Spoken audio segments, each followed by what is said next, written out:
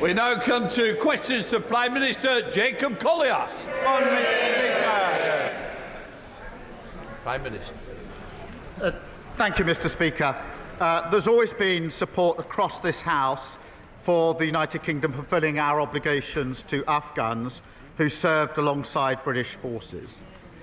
We warned in opposition about Conservative management of this policy, and yesterday the Defence Secretary set out the full extent of the failings that we inherited. A major data breach, a super injunction, a secret route that has already cost hundreds of millions of pounds. Ministers who served under the party opposite have serious questions to answer about how this was ever allowed to happen. The chair of the Defence Committee has indicated that he intends to hold further inquiries. I welcome that and hope that those who were in office at the time will welcome that scrutiny. Mr. Speaker, President Macron's state visit last week saw us secure historic agreements, coordinating our nuclear deterrence, a major investment in Sizewell C, and a landmark returns deal, a crucial next step in restoring order to our immigration system. Tomorrow, Mr. Speaker, I will host Chancellor Merz for further talks on our security and the economy. This morning I had meetings with ministerial colleagues and others. In addition to my duties in this House, I shall have further such meetings later today. Thank you, Mr. Speaker. Families in Burton and Uttoxeter are watching their smart meters like hawks and dreading that moment when their energy bill lands on the doorstep. So I welcome Labour's Warm Homes discount that is going to mean £150 off energy bills for millions of people across this country, providing meaningful support in these difficult times.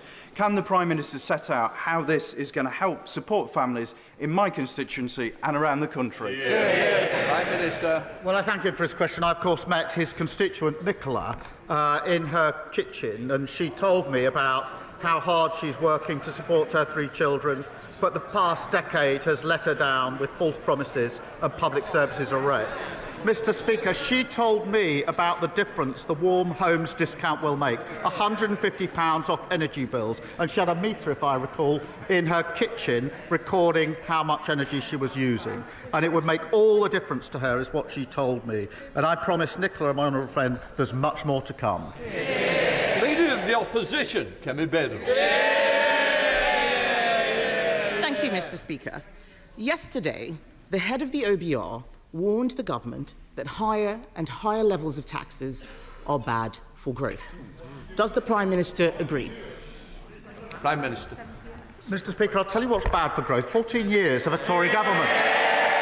That's what the stagnant growth for 14 years, leaving a £22 billion black hole. What we've achieved, Mr. Speaker, in the first quarter of this year is the highest growth in the G7, something we promised before the election. Investment of £120 billion into this country, which is a record in the first year of any government, and 3 trade deals, all of which will boost growth. Mr. Speaker, he's talking about what he achieved. We just heard that inflation is up again, the worst in the G7. We left him with 2% inflation. We have borrowing up, unemployment up, taxes are up under his government. The fact is the Prime Minister doesn't get it, so let me tell him. His budget last year had high taxes. That's why the economy is contracting. But, Mr. Speaker, the government has said that they won't put up taxes for people on modest incomes. But they also seem incapable of explaining who is in that category. So can the Prime Minister clear up the confusion and tell us what he thinks a modest income is? Prime Minister. Mr. Speaker, I think of the working people across this country who put in every day and don't get back what they deserve, and that's who we're working for. That's who we're fixing the country. The sort of people that work hard but haven't necessarily got the savings to buy themselves out of problems. And, Mr. Speaker, that's who we're working for, and that's why we put the national living wage up. That's an extra £1,400. The national minimum wage up. That's £2,500 a year. The triple lock, Mr. Speaker, that went up pension up £470. And, of course, we're extending childcare, opening free breakfast clubs and free school meals. We know exactly who we're working for. She comes here every week and just talks the country down. Mr. Speaker, I'm not talking the country down. I'm talking him down. I asked him asked him what a modest income was. He answered what a working person is. He doesn't know what a modest income is, and even on working people, they cannot define it. The Chief Secretary to the Treasury said that working people are people who don't get a payslip, but millions of self-employed people don't get a payslip. So are the self-employed next in line for a Labour tax rate? The self-employed were the very people who suffered under their watch, repeatedly suffered under their watch, particularly, if I remember, during COVID, and when they didn't get the support that they needed. But she talks the country down, she cherry-picks. We have created, Mr. Speaker, since we've been in government, we've created 380,000 jobs, the employment rate is up, and inactivity is down, the complete opposite of what we inherited. I don't know where these 3,000 jobs are coming from. Unemployment has gone up every month under his government. And perhaps he should speak to farmers and small business people and find out what those working people think about his government. But, Mr. Speaker, that's not all. We know the Chancellor is launching a review into pension contributions. It's as clear as day why this is. It is because the government is considering taxing them. Does the Prime Minister agree with me that a tax on pension contributions is a tax on working people? Prime Minister. Mr. Speaker, we made absolutely clear manifesto commitments, which she asked me about last week and we're keeping to. I'm not going to write the budget months out from the budget.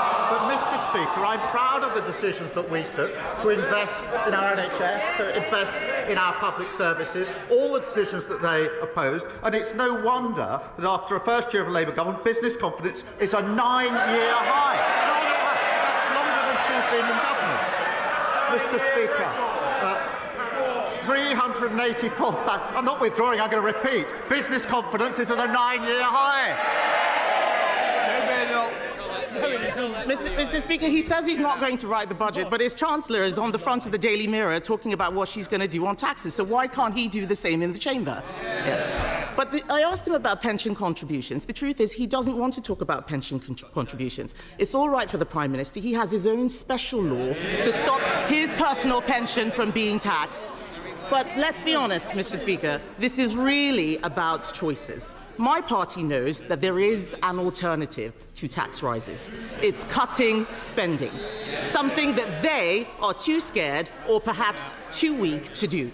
We offered to work with him to reform welfare and make meaningful savings.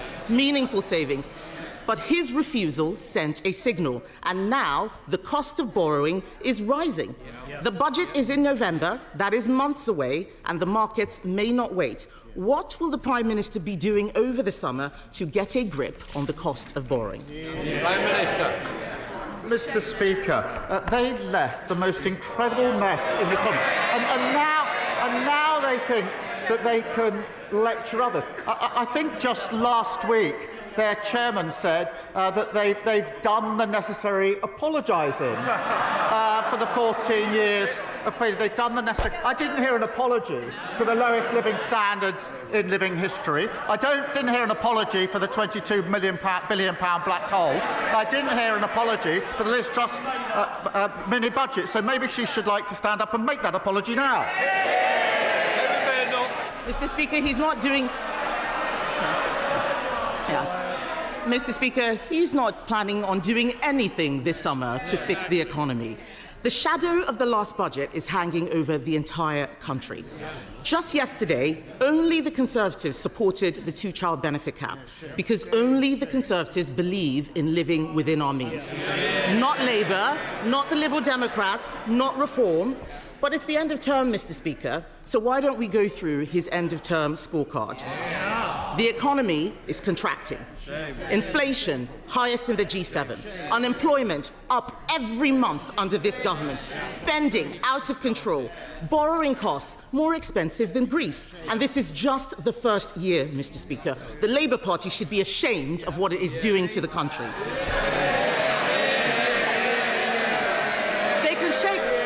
Mr. Speaker, they can shake their heads as much as they like. The fact is, this summer, they're going to have to go to their constituents and explain why they've been making such a mess over the last 12 months. And isn't the case, Mr. Speaker, that the worst, given that this is just their first year, the worst is yet to come?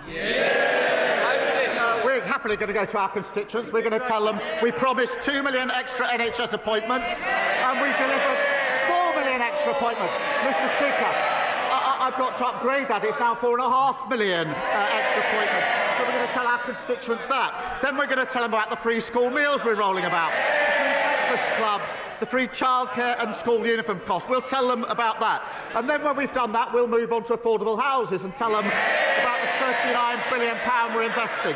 When we finish that, we'll tell them about the rail and road upgrades across the country, the £120 billion investment, and of course the 3 trade deals. And Mr. Speaker, we're only just getting started.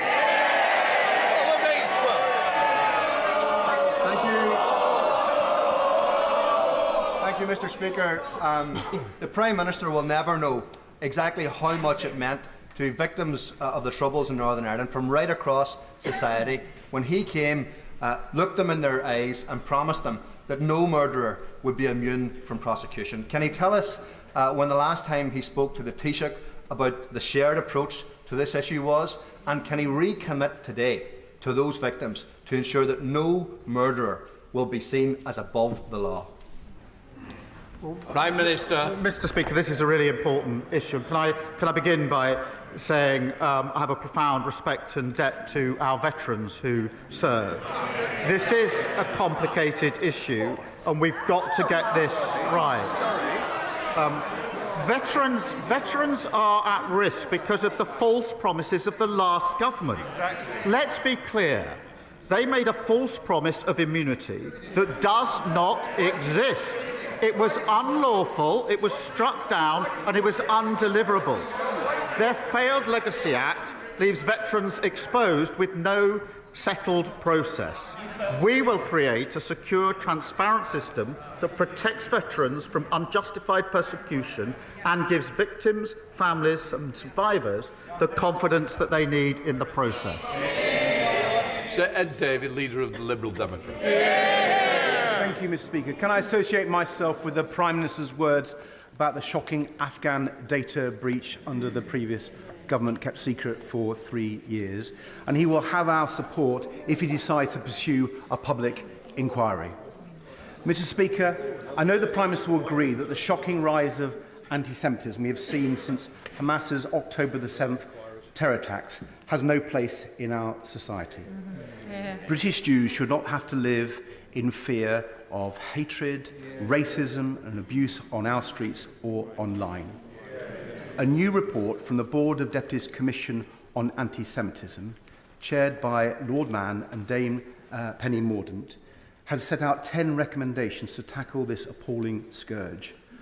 Will the Prime Minister study this report, and will his government respond to it in full? Prime Minister. Yes, we will, and we must fight anti-Semitism wherever we find it, as we must fight all hate offences, crimes and incidents wherever we find them. Sir Ed David. Can I thank the Prime Minister for that reply? I hope we will see more action to tackle anti-Semitism. But turning to the Middle East now, Mr. Speaker, the world is looking on in horror at the scenes from Gaza. And now Netanyahu's ministers want to lock the whole population of Gaza into effectively a giant prison. A plan that would clearly amount to ethnic cleansing, as former Israeli Prime Minister Olmert has said. Does the Prime Minister agree that this is utterly abhorrent and unacceptable? And will he make clear to the Israeli government that the UK will not stand idly by and will act, starting by sanctioning Prime Minister Netanyahu himself? Prime Minister. Well, I am appalled by these suggestions in relation to Gaza, just as I'm appalled by the reports of yet more civilians being killed whilst trying to access aid. So on both fronts, I'm appalled by what we are seeing and what we're hearing. We raise it regularly, as he would expect. In relation to the civilians being killed, I would expect them to be fully and transparently investigated with full accountability for any failings. And Israel must clearly put in place measures that properly protect civilians in line with international law. And that is the case we're pressing repeatedly. But we do also want to see, and alongside that, an immediate ceasefire so that the remaining hostages can be brought out, and aid at volume and at speed can be got in, and a political process opened that, in my view, is the only way we're going to get a lasting solution. And the back there. Thank you, Mr. Speaker. Last week, 4-year-old Eli Tester was killed in Rottenstall Cemetery when a memorial stone fell on him. All of Rosendale was shocked by this tragedy, so I hope the Prime Minister will join me in offering our deepest condolences to Eli's parents and family. And Mr. Speaker, families in Rosendale are also deeply concerned about reports that Reform-led Lancashire County Council are considering cuts to nursery funding. This would raise costs for working parents and might even force some nurseries to close. If this is an example of the sort of efficiencies that Reform are considering, then all of Lancashire, indeed all of us, should be worried. So would the Prime Minister join me in asking Lancashire County Council to think again? Prime Minister. Can I extend my deepest condolences to Eli's friends and family? And I do join him in urging the new Reform Council to think again and to change their mind on damaging cuts that hit children and young families. I have to say, my honourable friend is doing a much better job than his predecessor, the Conservative Party chairman under Liz Truss, who has now joined Reform, which proves once again, if you vote Tory, you get Reform, and if you vote Reform, you get the Tories.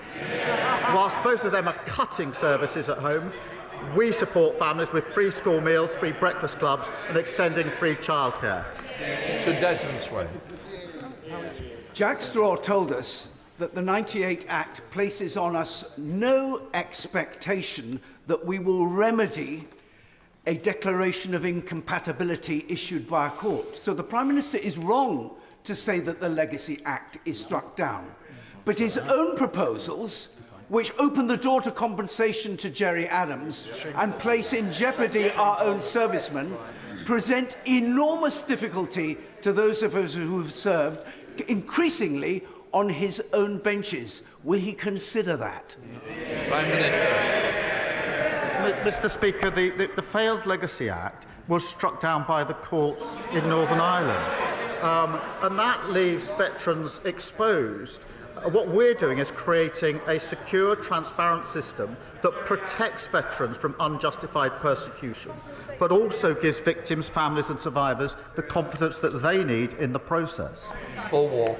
Thank you, Mr. Speaker. Workers in Rochdale on the minimum wage received a much-needed pay rise this summer, thanks to this government. But honest businesses are being undermined by the menace of illegal working, particularly illegal working by illegal migrants from Iran and Iraq in bogus barber shops and fake vape shops. So will the Prime Minister agree with me that we need to speed up the rollout of digital ID, particularly to help our police and immigration staff crack down on this grey market that ruins our high streets and undercuts the workers' pay of British workers? Well, my honourable friend is an excellent champion for Rochdale and a strong supporter, I know, of his local police and trading standards teams. Since we came to power, Mr. Speaker, we've ramped up enforcement raids on illegal working. Arrests have gone up by 50%, and we're tightening the law on delivery drivers. Digital ID will help us tackle illegal working, and we're rolling out the use of e-visas to have digital records of immigration status and checks to allow on-the-spot checks of anybody's right to work. James McCleary. Severe pregnancy sickness, hyperemesis gravidarum or HG, can mean vomiting more than 20 times a day. It causes physical discomfort, acute malnutrition and severe dehydration, which often leads to hospitalisation. It has profound and long-lasting mental health consequences. Recently, it was reported the woman took her own life after being denied access to the only licensed treatment, Zomvia. Tragically, her unborn child died too. The drug is licensed and available, yet women face a cruel postcode lottery to access it. Will the Prime Minister work urgently with the Department for Health to end this scandal so that every woman who needs Zomvia can get it wherever she lives? And will he meet with me and campaigners to look at this as a matter of urgency? Prime Minister. Well, thank him for raising this really important issue, and obviously incredibly sorry to hear about the tragic case that he mentions.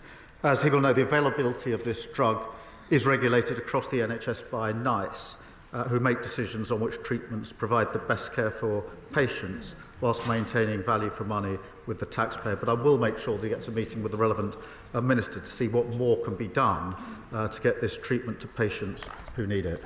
Lavandu Mishra. Thank you, Mr. Speaker. Mr. Speaker, in Stockport, approximately 20% of families live in social housing. After Stockport Liberal Democrat and Conservative councillors blocked the Greater Manchester Spatial Framework proposal in 2020, the need for social housing is even more critical. Far too many families are living in insecure, overcrowded accommodation, waiting years for a suitable family home. I welcome Labour's record-breaking £39 billion investment into social and affordable housing, and I want to make sure that communities like mine in Stockport are prioritised.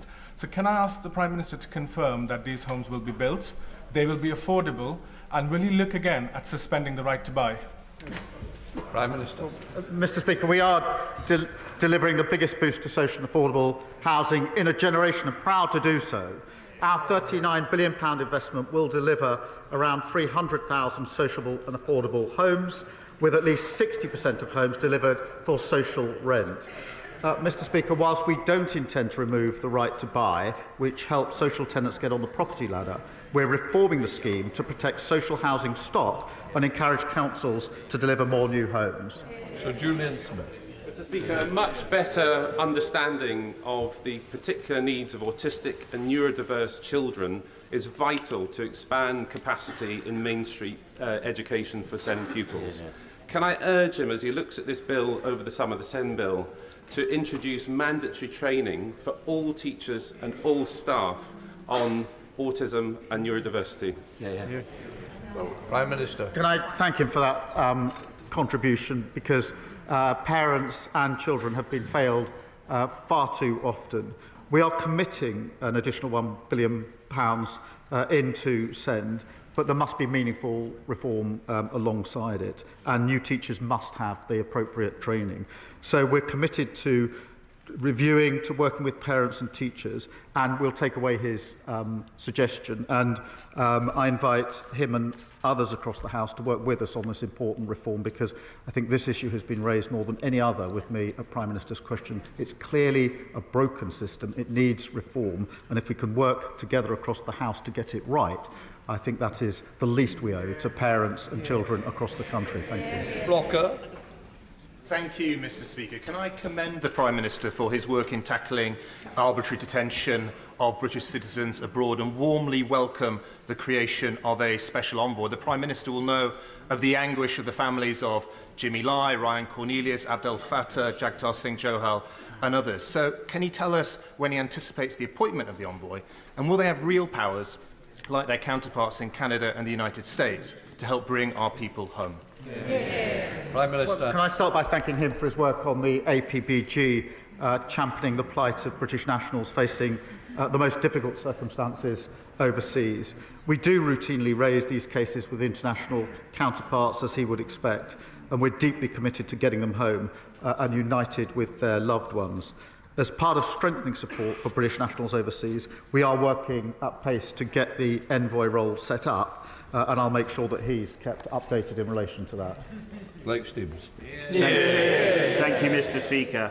Government plans for English devolution and NHS reform suggest that integrated care boards should align with new strategic authorities. The government's plan for Bedfordshire won't currently achieve this. So what assurances can the Prime Minister provide that local NHS reorganisation will be good value for money, improve local accountability and deliver the healthcare services needed to serve my constituents in rural mid-Bedfordshire, including the much-needed GP surgery in Wixhams? Prime Minister. The points to make about good value for money and accountability are really important. They're embedded in the work we're doing with the NHS at the moment, which is improving under our watch, not only the waiting lists, but in other respects. The 10-year plan for the NHS, which is intended to ensure that the NHS is fit for the future, has a number of principles, including principles of local accountability. Brandish. Thank you very much, Mr. Speaker. On the 11th of June, Alexander Dennis announced that it was planning to stop bus manufacturing in Scotland. My honourable friend from Falkirk and I have both met with the workers, the trade unions, the company and both UK and Scottish Government ministers to see how closure can be averted. Alexander Dennis needs commitment of orders for 2025 and 2026, and elected mayors are ideally placed to do this. Our industrial strategy is right when it says where things are made and by whom matters. So, can the Prime Minister assure Alexander Dennis and the workers that he believes bus manufacturing should have a future in Larbert and Falkirk?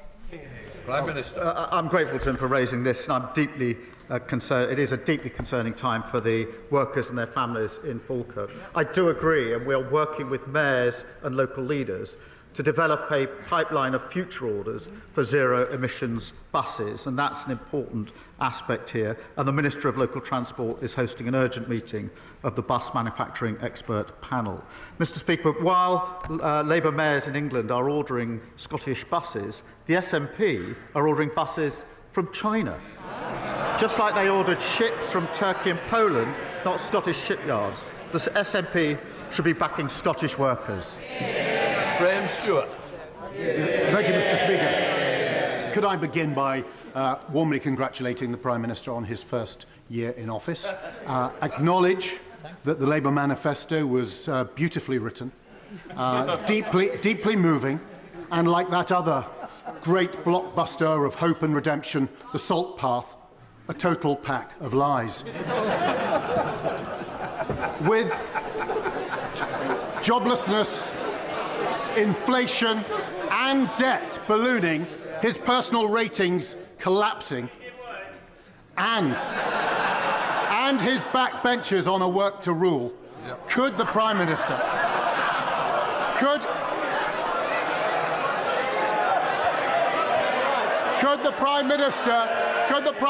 recommend? Come on, let's get on with the question. Could the Prime Minister recommend a summer recess read in order to take all our minds away from the calamitous journey on which he and the Chancellor have embarked? I think most of their backbenchers are already on their summer recess, looking at the benches opposite, Mr. Speaker. We are very proud of our manifesto. It was a very successful manifesto, giving a landslide victory, and now we're very proud to be implementing it. Thank you, Mr. Speaker. And let us be clear in this House. Israel is starving Palestinian children. That is a war crime. Israel is killing Palestinian children as they queue for food. That is a war crime. Our government quite rightly imposes thousands of sanctions on Russia for its war crimes in Ukraine. How many more horrors must we witness before the Prime Minister acts with the same scale of sanctions against Israel to stop this genocide? Don't Palestinian lives matter? Hear, hear. Prime Minister. Mr. Speaker, as I said earlier, I'm appalled by reports of more civilians being killed in Gaza, particularly when they are trying to access aid. And each of those incidents does need to be fully and transparently investigated, with accountability for any failing. That, of course, has to be alongside the ceasefire that is desperately needed, and we're working hard with others to achieve, to release all of the hostages that remain, but also to protect civilians and get much more aid at speed and volume into Gaza. Lincoln John.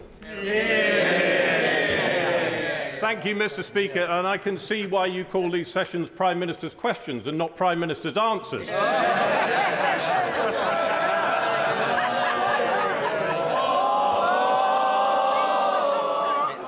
If it carries on, there will be no more. Come on, Lincoln John. Thank you, Mr. Speaker.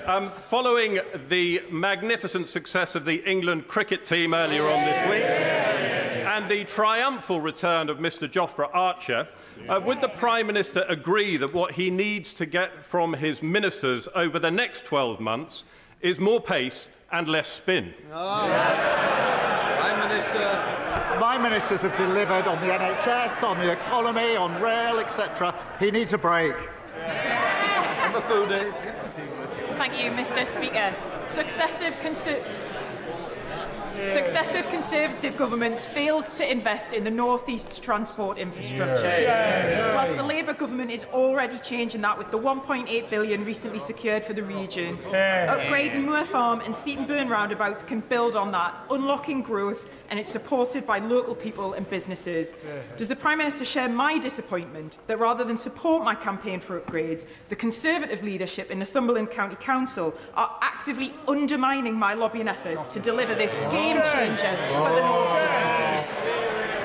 Prime Minister. She's doing a superb job for Northumberland, and I'm happy to set out what we've delivered. Over £400 million of funding for Northumberland County Council this year. That's a 5.8% increase this year, Mr. Speaker, an 80% increase in the number of homes starting construction in her area, a near £30 million increase in funding for Northumbria Police, and 14 free breakfast clubs in Northumberland, supporting over 3,000 children. That's the difference a Labour government makes.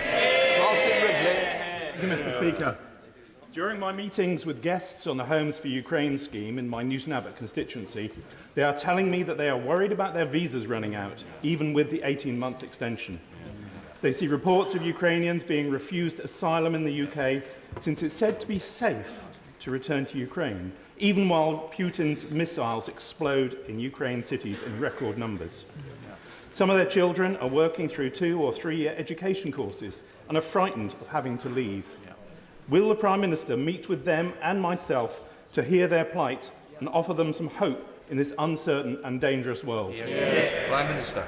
Well, I thank him for raising this, and we're proud to have offered or extended sanctuary to over 300,000 Ukrainians and their families throughout the visa scheme since the invasion in 2022. We do need to provide certainty and security for Ukrainians in the United Kingdom, and we will provide an additional 18 months permission to remain in the UK and continued rights to live, work and study here as well. James Brett. Thank you, Mr. Speaker. In 2017, I led a select committee inquiry that warned of an emerging disaster in SEND. Those warnings went unheeded by the Conservatives, who left behind a broken system, which even they have admitted since is lose, lose, lose. Can the Prime Minister confirm that this Labour government's rebuilt SEND system will be shaped by listening to the needs of SEN families, never again ignored, but served in the best traditions of a Labour government? Prime Minister. Well, he's right, and I think there's general agreement across the House that the system is broken, just like almost everything they touched, which was broken at the end of 14 miserable years. It doesn't work for parents, and it lets down children, and we will reform it.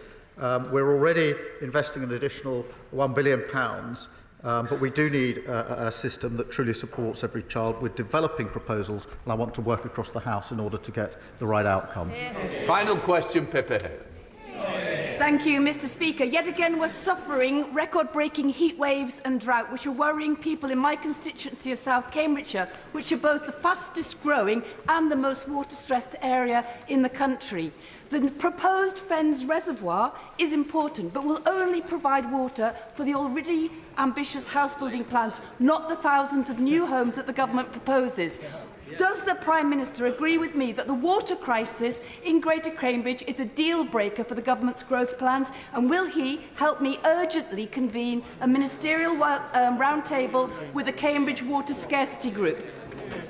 She's right to draw attention to the drought and the question more generally of reservoirs. It is shocking that a new reservoir hasn't been built for a very, very long time, not at all in the previous 14 years. We are rebuilding now, and we're doing that alongside the infrastructure and housing that we also need to build, and we'll work across the House on that. We'll let the front benches change over.